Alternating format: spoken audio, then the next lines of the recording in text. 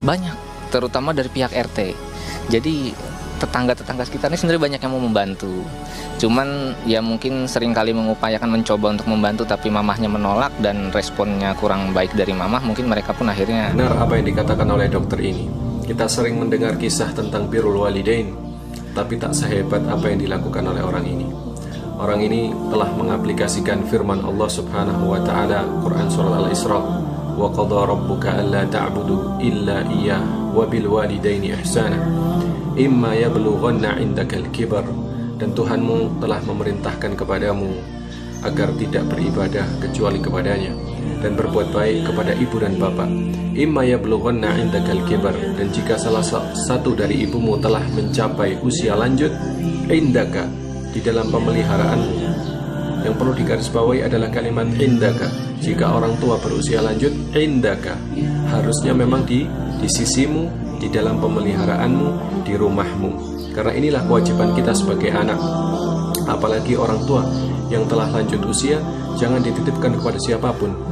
Aib bagi kita menitipkan orang tua kita yang sudah lanjut usia kepada seseorang, kepada kerabat, hatta kepada kerabat.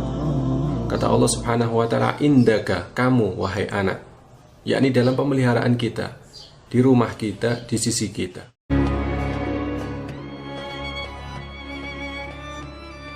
Di Yaman, tinggallah seorang pemuda bernama Uwais Al-Qarni yang berpenyakit sofak. Tubuhnya belang-belang. Walaupun cacat, ia adalah pemuda yang soleh dan sangat berbakti kepada ibunya. Ibunya adalah seorang wanita tua yang lumpuh. Uwais senantiasa merawat dan memenuhi semua permintaan ibunya. Hanya satu permintaan yang sulit ia kabulkan. Ya, ibunya mengatakan, "Anakku, mungkin ibu tak lama lagi akan bersama denganmu. Ikhtiarkanlah agar ibu dapat mengerjakan ibadah haji." Uwais tercenung. Perjalanan ke Makkah sangatlah jauh, lewati padang pasir tandus yang panas. Orang-orang biasanya menggunakan unta dan membawa banyak perbekalan. Namun Uwais sangat miskin dan tidak memiliki kendaraan. Uwais terus berpikir mencari jalan keluar.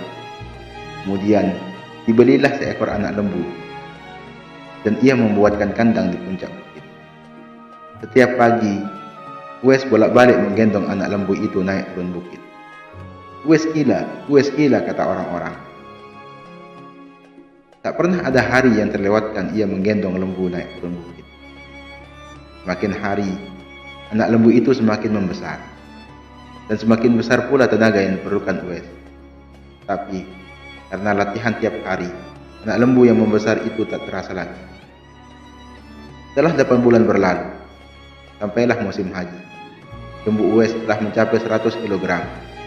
Begitu juga dengan otot-otot Uwais yang semakin membesar. Ia menjadi kuat mengangkat barang. Tahulah sekarang orang-orang apa maksud Uwais menggendong lembu setiap hari. Ternyata ia berlatih untuk menggendong ibunya. Uwais menggendong ibunya berjalan kaki dari Yaman ke Makkah. Subhanallah, alangkah besar cinta Uwais kepada ibunya.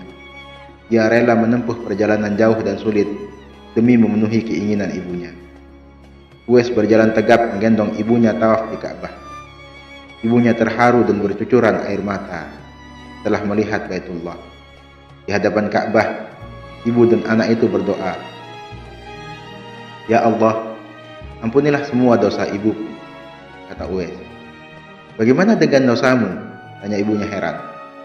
Uwais menjawab, "Dengan terampunnya dosa ibu, maka ibu akan masuk surga. Cukuplah ridha dari ibu yang akan membawaku ke surga." Subhanallah, itulah keinginan Uwais yang tulus dan penuh cinta. Allah Subhanahu wa ta'ala pun memberikan karunia-Nya. Uwais seketika itu juga disembuhkan dari penyakit sofaknya.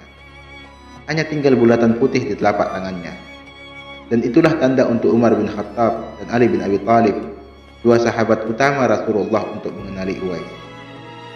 Beliau berdua sengaja mencari Uwais di sekitaran Ka'bah karena Rasulullah SAW berpesan, "Di zaman kamu nanti akan lahir seorang manusia yang doanya sangat makbul.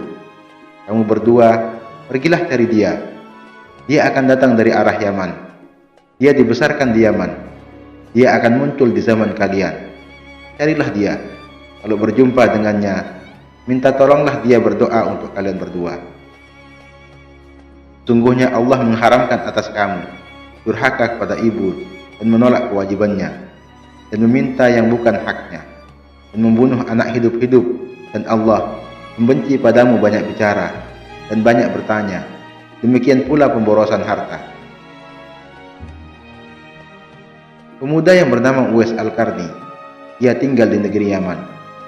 Uwais adalah orang yang terkenal fakir. Hidupnya sangat miskin. Uwais Al-Qarni adalah seorang anak yatim. Bapaknya sudah lama meninggal. Ia hidup bersama ibunya yang telah tua lagi lumpuh. Bahkan, mata ibunya telah buta. Kecuali ibunya, Uwais tidak lagi mempunyai sanak famili sama sekali. Dalam kehidupannya sehari-hari, Uwais Al-Qarni bekerja mencari nafkah dengan mengembala domba orang di waktu siang. Upah yang diterimanya cukup buat nafkahnya dengan ibunya. Bila ada kelebihan, terkadang ia pergunakan untuk membantu tetangganya yang hidup miskin serba kekurangan seperti dia dan ibunya. Demikianlah pekerjaan Uwais Al-Qarni setiap hari. Uwais Al-Qarni terkenal sebagai seorang anak yang taat kepada ibunya dan juga taat beribadah. Uwais Al-Qarni seringkali melakukan puasa. Bila malam tiba, ia selalu berdoa, memohon petunjuk kepada Allah. Alangkah sedihnya hati Uwais setiap melihat tetangganya yang baru pulang dari Madinah. Mereka telah bertemu dengan Nabi Muhammad, sedangkan ia sendiri belum pernah berjumpa dengan Rasulullah. Berita tentang perang Uhud yang menyebabkan Nabi Muhammad mendapat cedera dan giginya patah karena dilempari batu oleh musuh-musuhnya telah juga didengar oleh Uwais. Segera Uwais mengetok giginya dengan batu hingga patah. Hal ini dilakukannya sebagai ungkapan rasa cintanya kepada Nabi Muhammad. Sekalipun ia belum pernah bertemu dengan beliau, hari demi hari berlalu dan kerinduan Uwais untuk menemui Nabi Muhammad semakin dalam. Hatinya selalu bertanya-tanya, kapankah ia dapat bertemu dengan Nabi Muhammad dan memandang wajah beliau dari dekat. Ia rindu mendengar suara Nabi Muhammad, kerinduan karena iman. Tapi bukankah ia mempunyai seorang ibu yang telah tua renta dan buta? Bagaimana mungkin ia tega meninggalkannya dalam keadaan yang demikian? Hatinya selalu gelisah. Siang dan malam, pikirannya diliputi perasaan rindu memandang wajah Nabi Muhammad. Akhirnya, kerinduan kepada Nabi Muhammad yang selama ini ia pendam tak dapat ditahan lagi. Pada suatu hari, ia datang mendekati ibunya, mengeluarkan isi hatinya dan memohon izin kepada ibunya agar ia diperkenankan pergi menemui Rasulullah di Madinah. Ibu Uwais, walaupun telah uzur, merasa terharu ketika mendengar permohonan anaknya. Ia memaklumi perasaan Uwais, seraya berkata, "Pergilah wahai anakku, temuilah Nabi Muhammad di rumahnya, dan bila telah berjumpa dengannya, segeralah engkau berangkat pulang." Betapa gembiranya hati Uwais Al-Qarni mendengar ucapan ibunya. Segera ia berkemas untuk berangkat. Namun ia tak lupa menyiapkan keperluan ibunya yang akan ditinggalkannya, serta berpesan kepada tetangganya agar dapat menemani ibunya selama ia pergi. Sesudah berpamitan, sembari mencium ibunya, berangkatlah Uwais Al-Qarni menuju Madinah. Setelah menempuh perjalanan jauh, akhirnya Uwais Al-Qarni sampai juga di kota Madinah. Segera ia mencari rumah Nabi Muhammad. Setelah ia menemukan rumah Nabi, diketuknya pintu itu sambil mengucapkan salam. Keluarlah seorang seraya membalas salamnya. Segera saja Uwais Al-Qarni menanyakan Nabi Muhammad yang ingin dijumpainya. Namun ternyata Nabi tidak berada di rumahnya. Beliau sedang berada di medan pertempuran. Uwais Al-Qarni hanya dapat bertemu dengan Siti Aisyah, istri Rasulullah SAW. Betapa kecewanya hati Uwais. Dari jauh ia datang untuk berjumpa langsung dengan Nabi Muhammad, tapi tidak dapat ia jumpai. Dalam hati Uwais bergolak perasaan ingin menunggu kedatangan Nabi dari medan perang. Tapi kapankah Nabi pulang? Sedangkan masih terngiang di telinganya pesan ibunya yang sudah tua dan sakit-sakitan agar cepat pulang ke Yaman. Akhirnya, karena ketaatannya kepada ibunya, pesan ibunya mengalahkan suara hati dan kemauannya untuk menunggu dan berjumpa dengan Nabi Muhammad. Karena hal itu tidak mungkin, Uwais Al-Qarni dengan terpaksa pamit kepada Siti Aisyah untuk segera pulang ke Yaman. Dia hanya menitipkan salam untuk Nabi Muhammad. Setelah itu, Uwais Al-Qarni pun segera berangkat mengayuhkan langkahnya dengan perasaan amat haru. Peperangan telah usai dan Nabi Muhammad pulang menuju Madinah. Sampainya di rumah, Nabi Muhammad menanyakan kepada Siti Aisyah tentang orang yang mencarinya. Nabi mengatakan bahwa Uwais Al-Qarni anak yang taat kepada ibunya.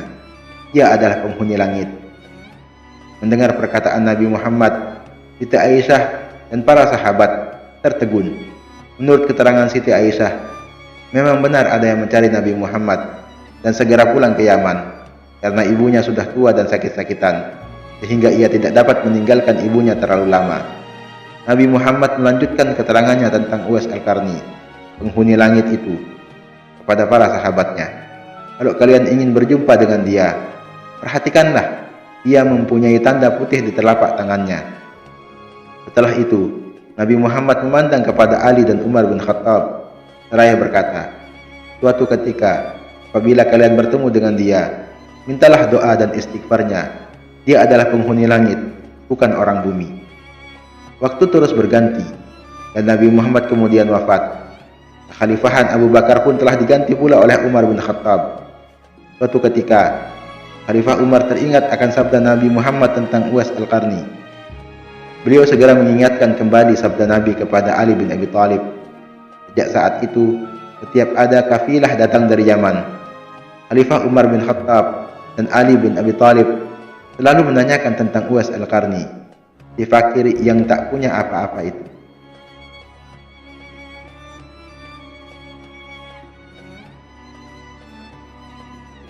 Rombongan kafilah dari Yaman menuju Syam silih berganti, membawa barang dagangan mereka.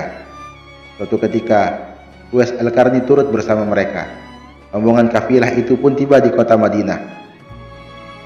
Melihat ada rombongan kafilah yang baru datang dari Yaman, segera Khalifah Umar bin Khattab dan Ali bin Abi Thalib mendatangi mereka dan menanyakan apakah Uwais turut serta bersama mereka. Rombongan kafilah itu mengatakan bahwa Uwais ada bersama mereka. Dia sedang menjaga unta-unta mereka di perbatasan kota. Mendengar jawaban itu, Khalifah Umar bin Khattab dan Ali bin Abi Thalib segera pergi menjumpai Uwais. Sesampainya di kemah tempat Uwais berada, Khalifah Umar bin Khattab dan Ali bin Abi Thalib memberi salam. Tapi rupanya Uwais sedang sholat. Setelah mengakhiri salatnya dengan salam, Uwais menjawab salam Khalifah Umar bin Khattab dan Ali bin Abi Thalib sambil mendekati kedua sahabat Nabi tersebut dan mengulurkan tangannya untuk bersalaman.